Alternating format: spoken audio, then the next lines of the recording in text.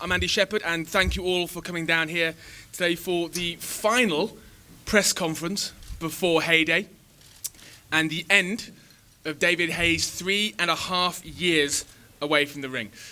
That break will end this Saturday right here at the O2 Arena as he goes up against Mark the Dominator De Mori.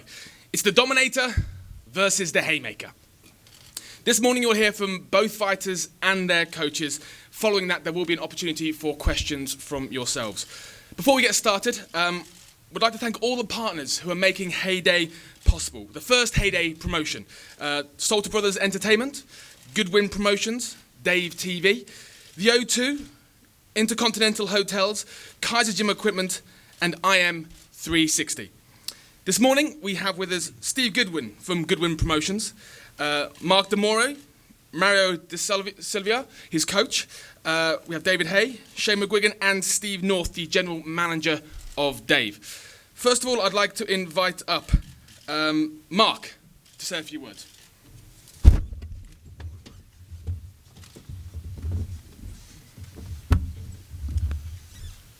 So I assume most people have turned up today to speak with David Haye. I'm the other guy. That's my role here, the other guy, the guy that's supposed to make David Haye look good. He's going to come back, fight Joshua. All I can say is I'm ready to fight. I've turned up, I've trained extremely hard. I'll do whatever it takes to win. Huge amount of respect for David Haye's career. He's obviously taking this fight serious, he's trained hard. But I am the unknown. I have explosive power. I'm here to win. I know you all want to hear from David Haye, not me, but maybe after the fight things will change. But best of luck to everyone involved. But once again, all I can say is I'm here to win. I'll do whatever it takes. I'm the other guy, the B-side. But here to win, here to knock David Haye out, ready to fight.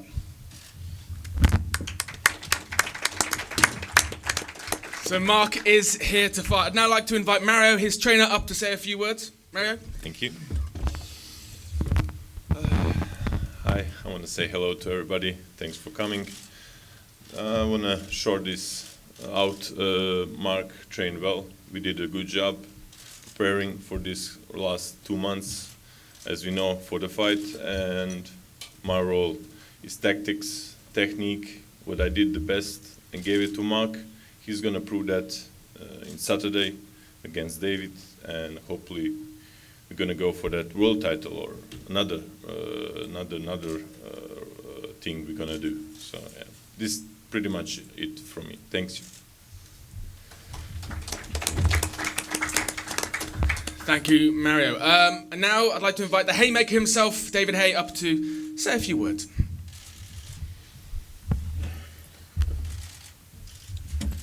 Thank you for coming out, everybody. It's been a long time since I've been in this position, a few days away from a fight. That's going to actually happen. And for 1,282 days, I think it is. Long time not to be active. Longest time in my life since I was 10 years old that I haven't had a fight. And I've missed it. I was sitting on the sidelines looking in. But this for me is the start of something amazing. Mark De Mori, solid operator, explosive power, but I believe the levels between genuine world class and the unknown will tell. I don't believe he's full as an amateur or professional, anybody that will give him the technical know-how to navigate through my speed and power and punch variety, but I've never been in a situation where I've been out for so long. Sparring was very tough to start off with. It was very awkward, ring rust. But over the months, it slowly but surely sort of sunk into place, and I'm in a position now where I can throw and land punches and avoid punches like I could do, in the old days. I'm very happy that this fight's been screened live, exclusively and free on Freeview Channel Dave. For me, that was very important that the masses got to see this comeback, as I think in years to come this will be a milestone in my career, and people will look to this fight as the beginning of something very, very special. Team's been fantastic. Shane McGuigan's really, made sure that I'm in tip-top condition, made sure that, injuries are free of the past, and come fight night, I'm firing on all cylinders. And for me, that's the most important thing. Be enjoying training, not too much pain between sessions, which is quite new to me. And I'm standing here now, feeling very, very healthy, very fit and fast. Stamina, I'm expecting. We've trained for Mark De Mori to do what most opponents do when they fight me. For instance, Chisora, John Ruiz, Mormek, guys who are a little shorter than me, they think, right, and let's just get to David, let's put him in his uncomfort zone, let's rough him up, let's have a tight guard, press. That's what all the guys do when they fight me who are a little shorter than me, and every single person who's tried that's been knocked spark out.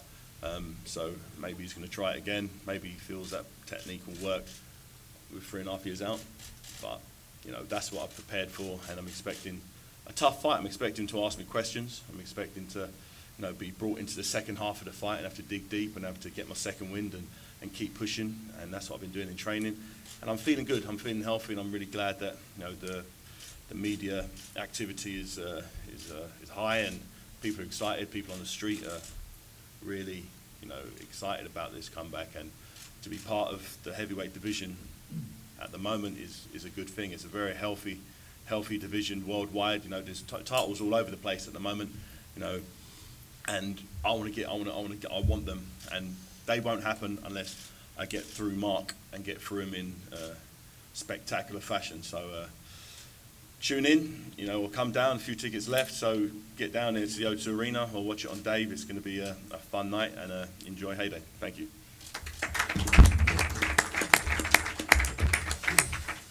The Haymaker sounds ready. I'd like to invite Shane, who's training now, to say a few words about how David's training has been going. Sorry.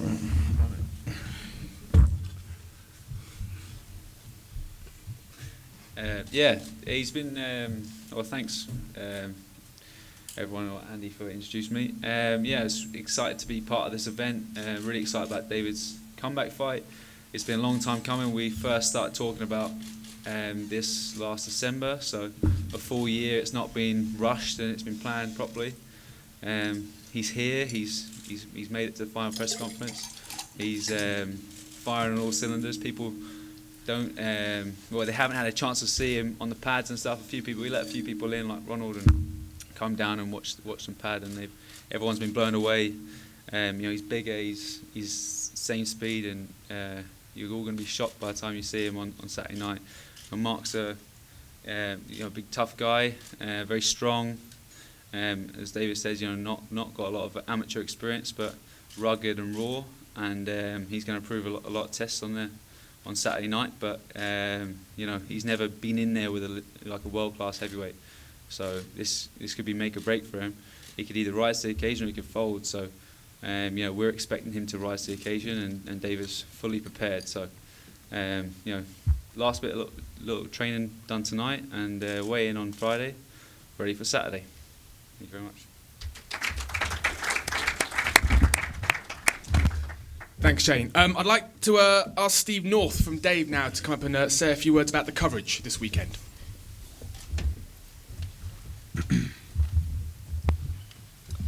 Thank you. Morning, everybody. Just very quickly for me, we're really excited about the fight. It's a huge event, and having Dave having the comeback for the Haymaker is absolutely fantastic. Just a couple of things on the coverage itself. We'll have a preview show on Dave on 8 o'clock on Friday night, and then we'll be live from the O2 on 9 o'clock on Saturday evening. We've got a fantastic team who will be bringing the show to the viewers, so Giant Productions making it. We've got Paul Dempsey as our anchor.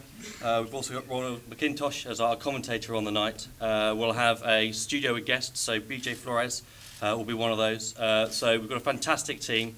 John Watts will also be directing the boxing, a man who's directed over 100 fights for TV and covered off many sporting events. So we've got a fantastic, professional, experienced and knowledgeable team who will be bringing the fights to the fans, and I'm sure it'll be a fantastic event. Thank you. Thank you, Steve. Now there's an opportunity for you to ask questions yourselves. If you have got a question, I do encourage you to ask it now because there is very limited one-to-one time following this. We've got a couple of microphones going around, so if you have got a question, please put your hand up. We'll get a microphone to you and you can ask the guys. Any questions? Got one over there. It's winging its way to you. Hi, question for David. It's Joshua Byrne, WHOATV. David, as you mentioned, over 1,000 days since your last fight, fighting under a new trainer, a new promotion. With so much passing and so much changing since your last fight, how much is ring rust going to play a factor? I don't know. I genuinely have no idea. I've never been in a position where I've been out of the ring that long. I think the longest I've had before is probably a year and a half between fights. And I didn't really see too much signs of ring rust when that happened. If you look through my career, I don't fight that regularly. In the past, it's been like around about a year to 18 months sometimes between fights. And as long as the sparring's live, as long as I get my time in the sparring, I haven't had an issue with a fight. But as you said, it's the unknown. I'm not too worried about it. If there is ring rust, then it may take a few more rounds to get into my flow. But once I'm in the flow, it should be fine. I don't believe I won't get my rhythm and timing with 10 rounds. It's a long time in there, half an hour to get my time and rhythm in. Because all it takes is me to click in to my rhythm for a 30-second period, and the fight could be over. So I'm not fussed about that. But it is a factor that people could be worried about. But I'm not worried about that at all. Thank you. Got a question down here as well.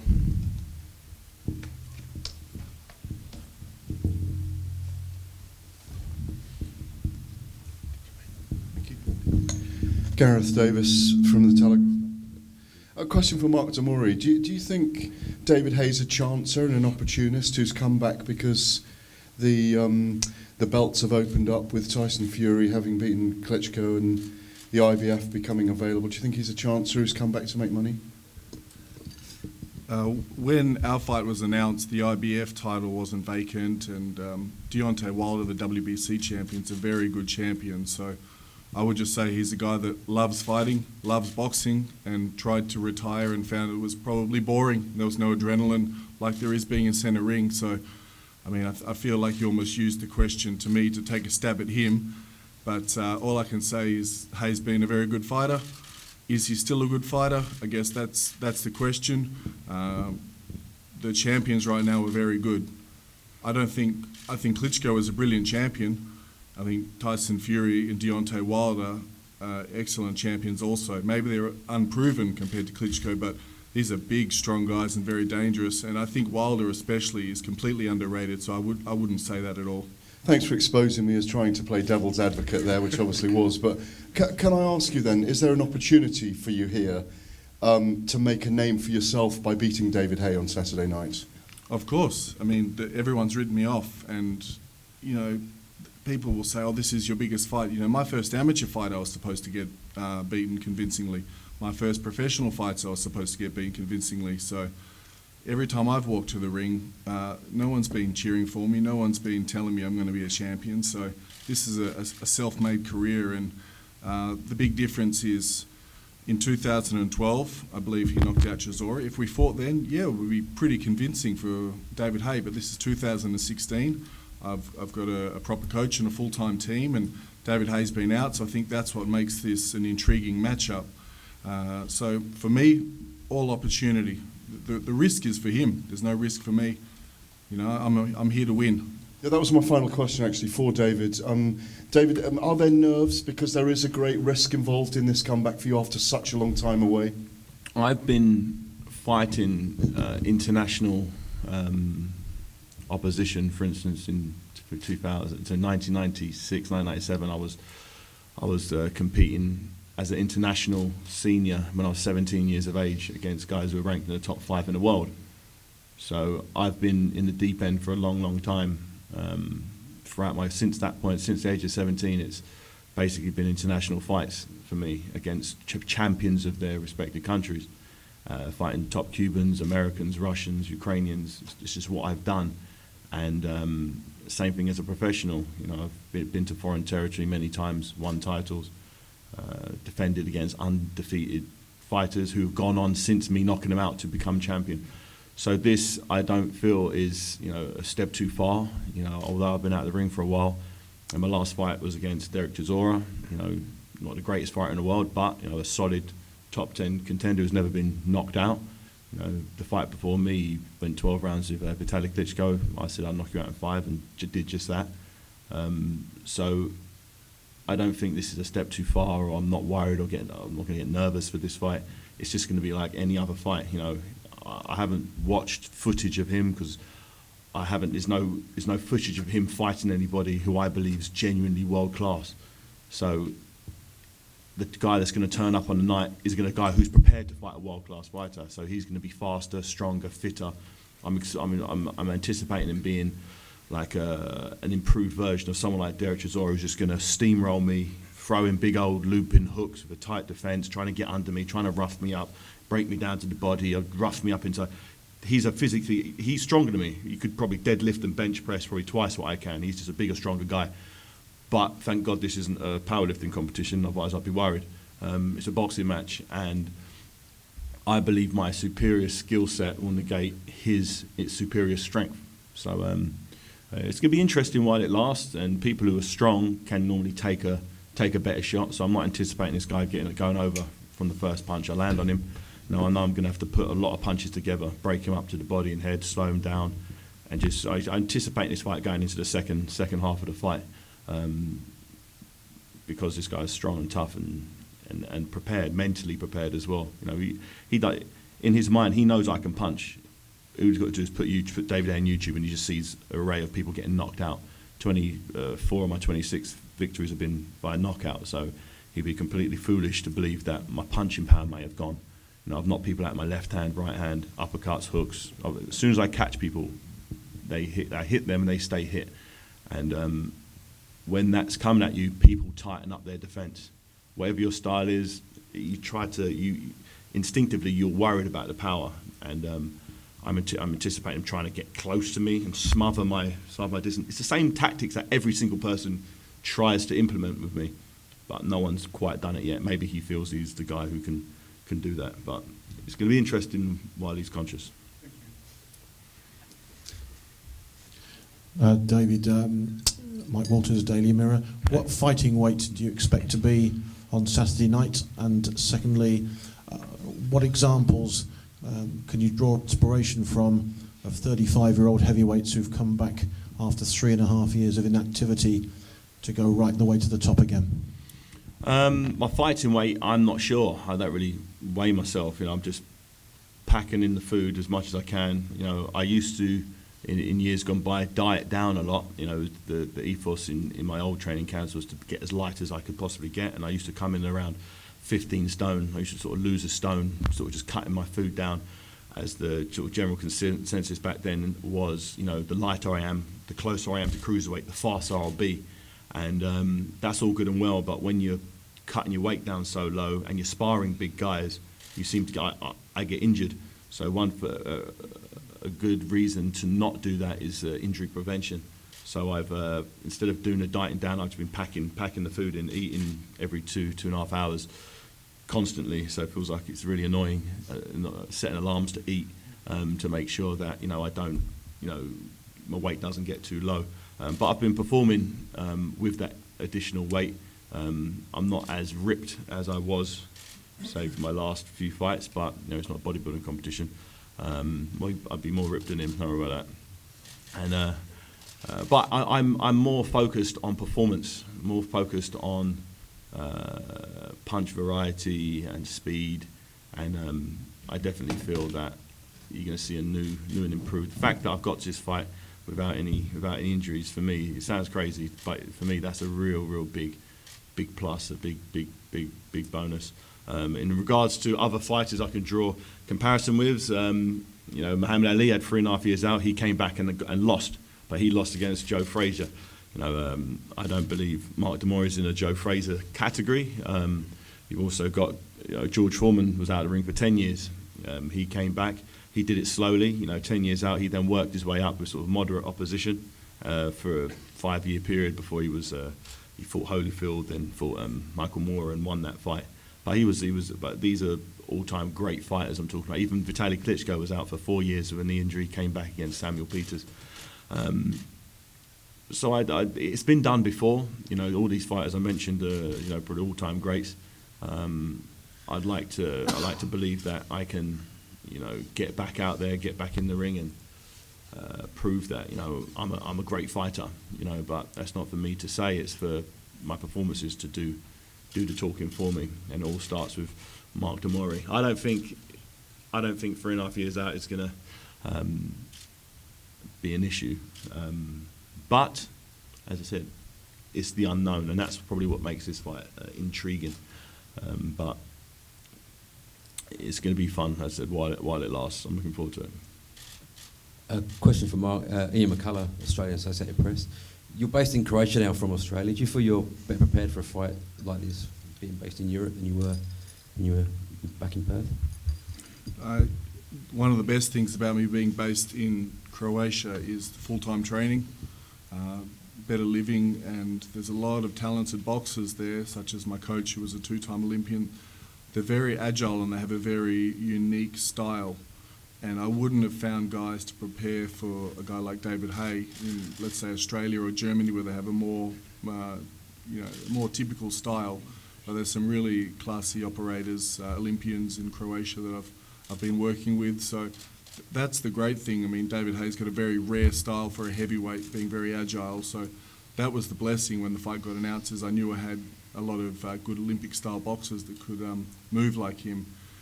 But just the beauty of not having to fly from Australia to London is one of the luxuries. That flight kills you, and it's winter in Croatia, it's winter here. It's not quite so cold, but I'm getting used to it. So being in Croatia, training with Mario Šivolja, he was the national coach up until recently, started working with me.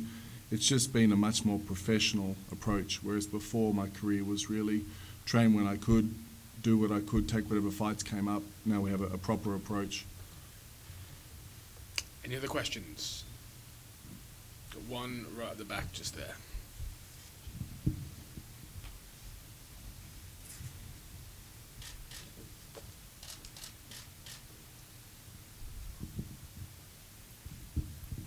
Thanks, Barney Hooper from the O2 here. Question for Steve from Dave TV. Obviously, it's great that people that can't be here in person to see it live on the night, they'll be able to watch it on the channel. Is this a play to bring more sporting fixtures to your audience, and are you planning to take on some of the pay TV channels who've perhaps monopolised this space? Look, we're on Dave. We're always looking at ways in which we increase what the channel can offer and broaden the offering. So sports one of those areas that is really appealing to our audience. We bring a lot of young men into the channel. So sport is a clear territory where they have real passion for that kind of content. So yeah, we'll keep looking at all the options out there, and when opportunities arise where we can make great shows for our audiences, we will do so. Anyone else? Any more questions? One just back down here.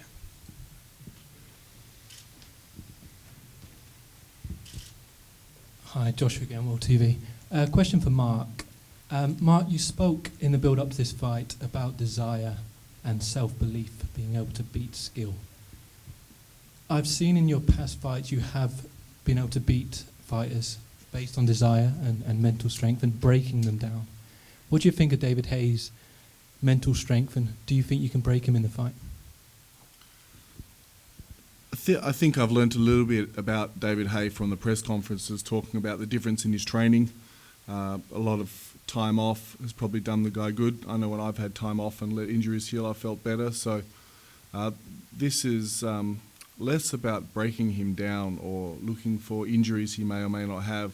It's more just about putting myself in a position to land a knockout punch. And to put yourself in that position, you can't sit on the outside, dance around, wait and be defensive. You have to engage. And it's a risky approach, but it's the only approach a guy with my style can take, and that's what I'm prepared for.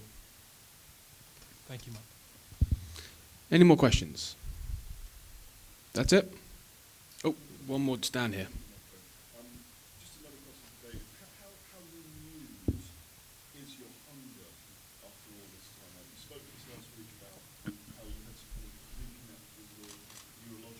Yeah.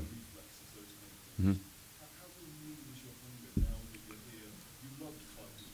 Yeah.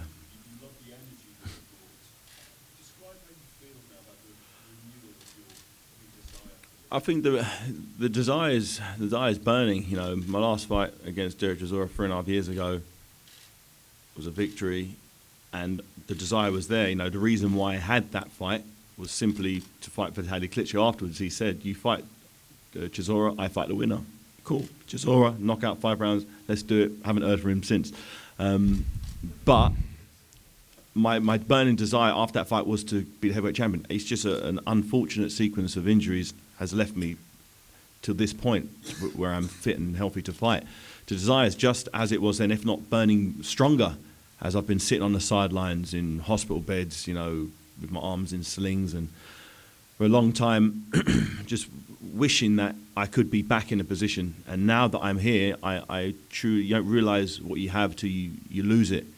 And after having literally reconstructed surgery on my shoulder and not knowing whether I'll be able to come back again has let me know what it put me in a mindset where if I was to come back, if I am lucky enough to be able to compete again, I'll do it this way. I'll do it properly. I'll make sure that I'm never in a position where I'm doing the training like I was doing, where I was risking getting injured.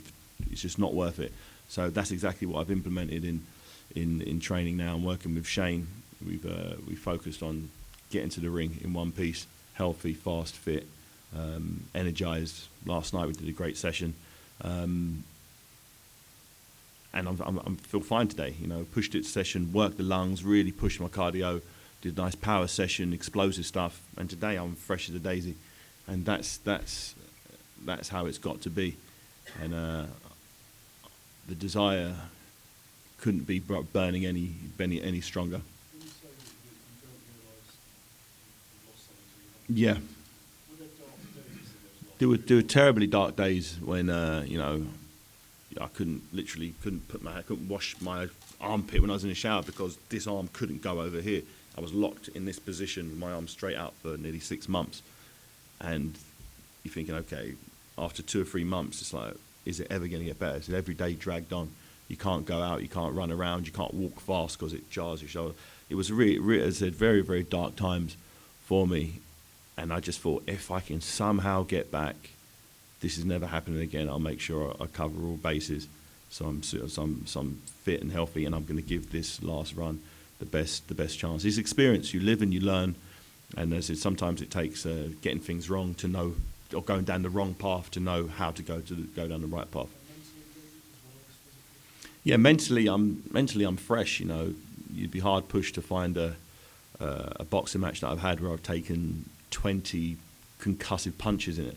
You know, I've got very good head movement, very good defence. You know, I don't give people free shots, and in sparring, people have found it very difficult to catch me. And we've got some young guys, you know, letting the hands go, and my timings took a while. It took a few weeks to get it, but now I can stand in front of someone with my hands down, and I can read what they're doing. My timing's there, and I can counter. And people have been feeling the power. No problem.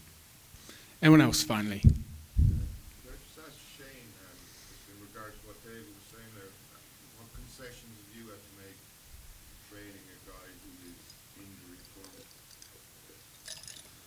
prone? You know, we just make sure he listens to his body. You know, we don't push through the barriers. You know, we when his body feels good, then those are the days when we really push it. And then when his body starts to feel a bit sore, you know, then we ease off a little bit. And you know, he's so experienced, he's so powerful, and he's been a 2-weight world champion. So, you know, there's nothing that we have to push him to those extreme limits. You know, when he's feeling tired and sore, as you would a prospect coming up. So we're listening to his body and adjusting it. Anyone else? I think we might be done. Yeah.